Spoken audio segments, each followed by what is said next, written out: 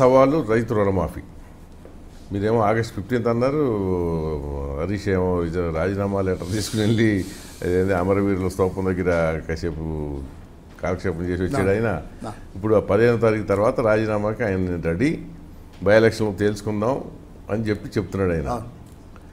సాధ్యమేనా మీకు? సాధ్యం సార్, సాధ్యం పక్కా 100%. Simple sir. నేనేం చేతగానోడే ఒట్లు పెడతాడని చెప్తాడండి మరి. ఇప్పుడు నేను 9 తారీఖు లోపల రైతు బంధు మొత్తం వేస్తా అని చెప్పిన, 6 తారీఖు నాడే వేసిన. ఏయంగానే కేసీఆర్ ఏమంటుండు, చూసినా నా భయానికి ఎంబడే వేసిండు, పిడికిలు బిగించగానే రైతు బంధు వచ్చింది అంటుండు. ఇంత తిక్క మాటలు మాట్లాడితే ఎవడేం చెప్తాడు సార్? 15 ఆగస్టు అనేది ఎంత దూరం ఉంది? నేను ప్రభుత్వాన్ని నడుపుతున్నా, నేను బయట కూర్చొని మాట్లాడతలేను.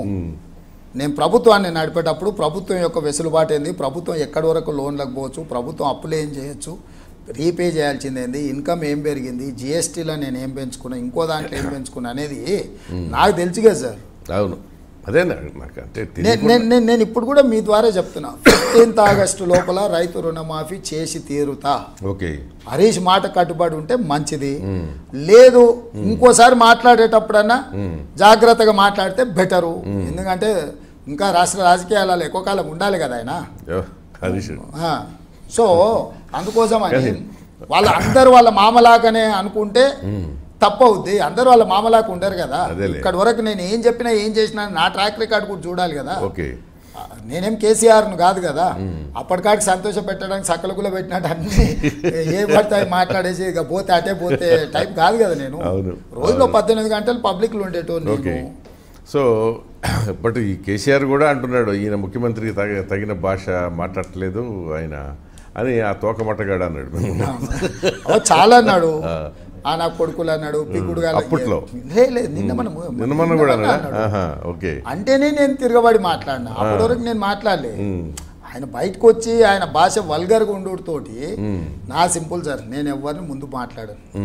2-3 సార్లు అన్న తర్వాత అన్ని కట్టగలిపి ఒక వేదిక గట్టిగా వేసి కొడతాను. నేను వేసి కొట్టేటప్పటికి నాకు ఆడియన్స్ ఉండాలని చూసుకుంటాను నేను. అంటే ప్రెస్ మీట్లు పెట్టి తిట్టా.